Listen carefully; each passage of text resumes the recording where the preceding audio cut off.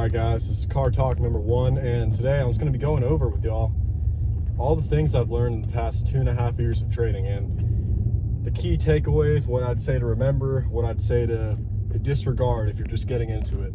So I started out the journey when I was like 18 years old, 21 now, and I was lucky but unlucky at the start, if that makes sense. I got caught in a bull run, so I was just making fast money at large amounts really quickly. I didn't understand sizing, so I was throwing in more than half my portfolio each time and coming out with 100% gains each day, making $700-800.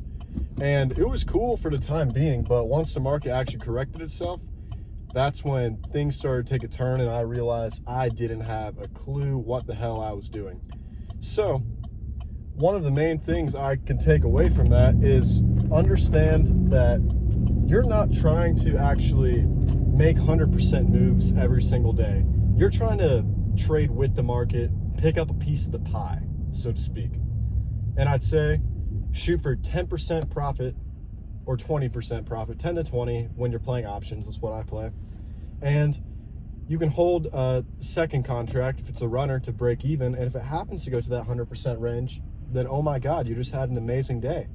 But the way that I'll tell you this works with the strategy I use, the strategy is break of structure plus fair value gap. And so all I'm doing is wait for a price to break one significant support or resistance level. And then I want it to come back into that fair value gap and show a strong buyer or seller wick before I actually take my entry. And this strategy is amazing because unlike others, the risk to reward is so much bigger because you can place your stop loss right below that fair value gap so that you know if it breaks it, you're out. There's no reason to bag hold. And here's the way that this strategy actually compounds your account. So say you're starting out with a $3,000 account and you're shooting for 10% profit on your trade, and you're just taking one trade a day. Say you win that trade. You put in 10% of your portfolio as well to that trade. So that would be $300, and your 10% profit target would be $30. Now, when you get to the next, I put it at the 500 marker. So say your account gets up to $3,500. Now I throw in $350 per trade. This way you can compound growth your account super quickly, and the strategy we're using is very low risk. That being said, there are some things to look out for in the strategy with the current market today.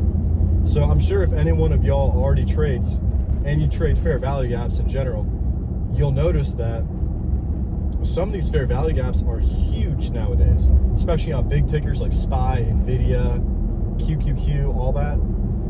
You'll see a fair value gap that's worth 50 to 75 cents of SPY, which is absolutely insane. That will put your contract down 30%, even if it's still considered in the safe zone, if you know what I'm talking about, because it can reverse. It's still a good play if it's still rejecting off that fair value gap. But this is why you have to make sure your entry is pure every single time. Wait for the entry. Don't think, oh my God, it just retested once, it's gonna go my way. If it's showing a retest but not a strong rejection, don't get in. Wait. So the way that I do it, I wait for either a 3 or 5 minute fair value gap to open up. I want a 3 minute or 5 minute retracement into it, and then I bump down into the 1 minute and I look for strong wicks off that fair value gap or the zone I'm playing off of to show, hey, buyers or sellers are stepping in. And when you do that, you mitigate the risk to almost nothing, because you're able to say, okay, you know what? This trade, I'm not thinking it, I see it. And when you can get that through your mind, when you actually see stuff forming and not just think it, that's when you're gonna have some significant gains coming through, and you're just gonna be more comfortable, straight up more comfortable just making trades, saying, you know what, this is happening, I'm taking it, I don't care what anyone else thinks. And a big psychological part of it, I'd say personally, if you're just starting out in trading, is being comfortable with not chasing the dollar amount, but just your portfolio percentage. Because if you make let's say an amazing trade and your portfolio is up 3%, but you only have a $1,000 account, that's like it's nothing. It's minuscule. It's like what, 30 bucks or something like that. But when you start thinking long term, you're able to compound growth that account to points where you think, oh my God, I just reached the $10,000 mark, and here I am taking $1,000 trades, which is 10% of my portfolio, and my 10% profit target's $100 now. And you make, and say you're already comfortable enough because you've been doing this for so long that you can make 4 trades in a day, and 3 of them are winners, 1's a loser, and you just made $300 in a day.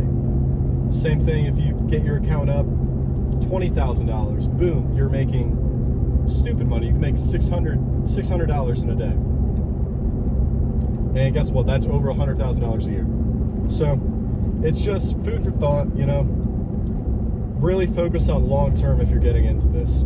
I wouldn't look for quick money, because that quick money, you might make it, but it'll go away. I promise you, that shit will go away really fast.